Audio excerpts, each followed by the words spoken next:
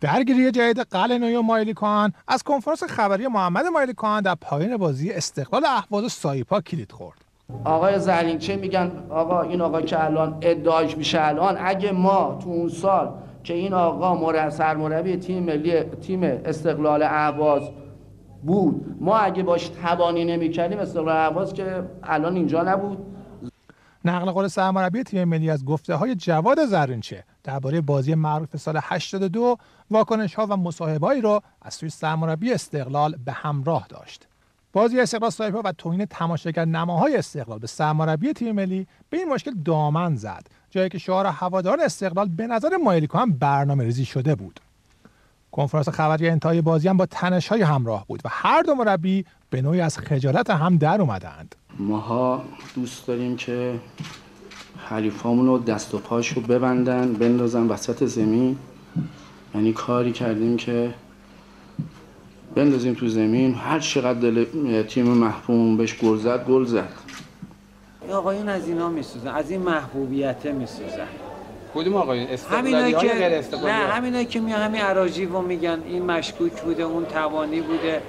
خب بیان ثابت کنین دیگه. گناه تیم ما امروز چی بود که من مایلیکان باید فوش بخورم؟ میتونم بپرسم از شما؟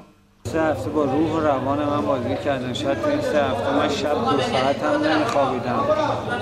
بعدم بهشون گفتم به خدا واگذارشون، ولی حالا شاید بحث جواد زرینچه حالا اون درون خانواده است. من اصلا میجام اعلام میکنم که من بعد این 2 تا بازی یه آقایی هستش که زیاد به این مسئله دامن زد، هم تو برنامه 90 هم در اهواز حتما پیگیری میکنم. اگر جواد بگذرم از اون نمیگذرم. تیم لیورپول باخته. شما لیورپول میلیون ها دلار ضرر کرده. میلیون ها دلار ضرر کرده. شما یقین این شرط بندی های وحشتناک اونجا صورت میگیره. اما من میگم درود به شرفشون. منتها اون با همه مشکل داره. حالا بذار انشالله به موقعش تصمیم میگیریم، لایه حقوقیمون هم